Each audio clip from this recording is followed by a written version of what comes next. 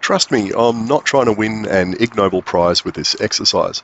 What I am trying to do is see if I can roughly calculate the percentage of cyclists who are using Strava. That's because Strava provides all sorts of useful data like heat maps and rider numbers by segment, and I was wondering if this would be a rough and ready way to do an on-demand instant bike census for certain streets. In particular, I wanted to try and extrapolate how many cyclists have been riding up and down Heath Street in 5 Dock by using Strava segment data. This was due to a comment left on our Facebook group that said, "Get rid of it. I have lived on Heath Street for 46 years and have seen very few bikes use this road, which is the steepest in the area. Such a waste of money."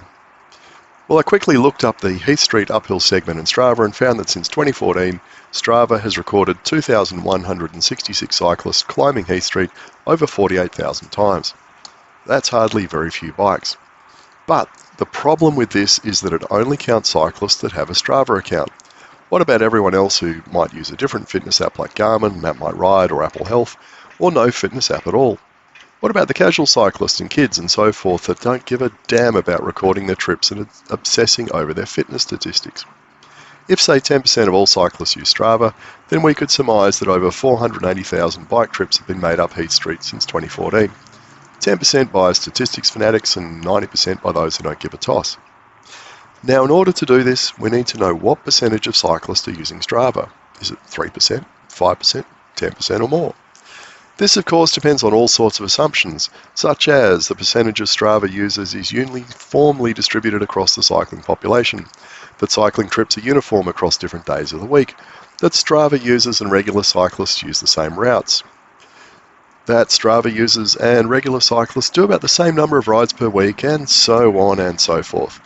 It's never going to be precise, but it will provide a rough guess, and it saves having to stand on the side of the road with a clipboard doing manual counting. It also allows us to look back at historical Strava data and make some guesstimates about what happened in the past. I thought this would be reasonably easy to do in Perth because the state government has installed bike counters on shared paths all over the place, and the counter data is publicly available. Strava also allows you to create segments and view how many people cycle that segment in particular time slices.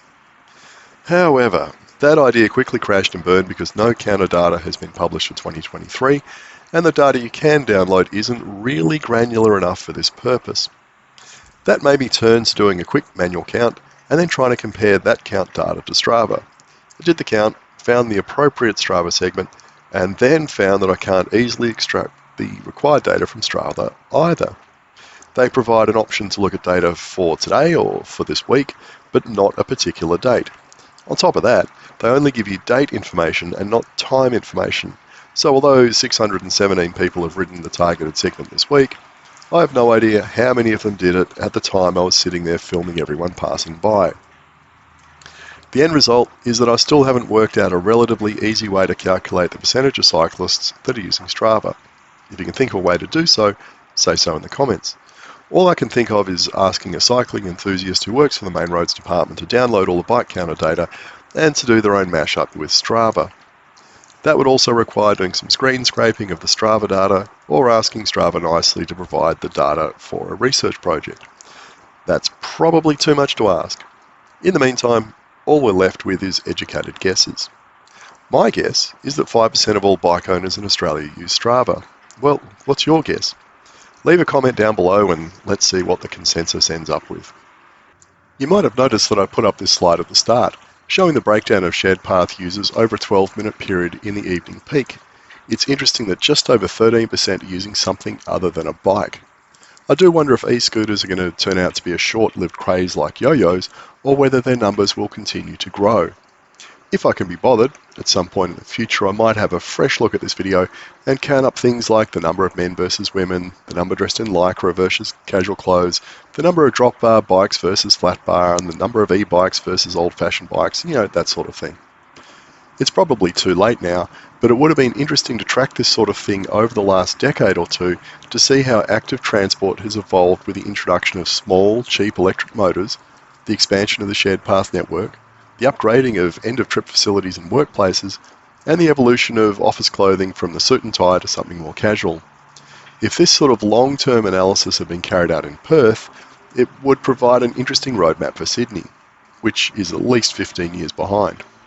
Sydney is currently where Copenhagen was in about 1975 and Perth was in maybe 2000. But both those cities have shown that people will voluntarily shift to active transport if you provide safe infrastructure. It's a slow process, but it does happen.